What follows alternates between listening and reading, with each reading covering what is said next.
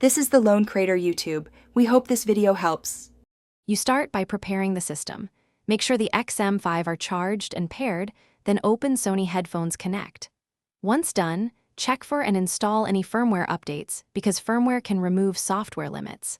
Next, set your phone or source volume to about 70 to 80%. This gives headroom for app equalizer boosts.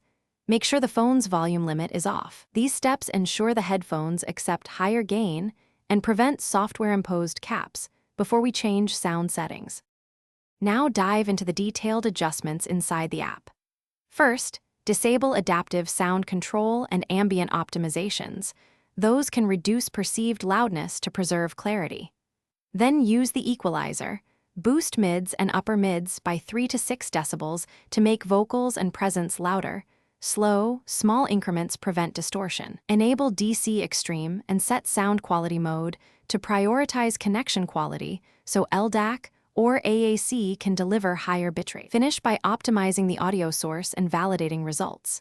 Set your phone or player to maximum volume and select the highest bitrate codec available, for example LDAC at 990 kbps or AAC/aptXHD if LDAC isn't supported.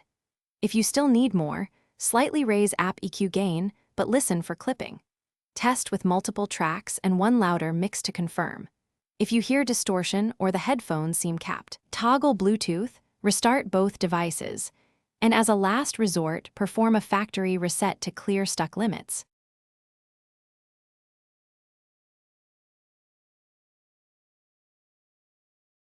Thanks for watching.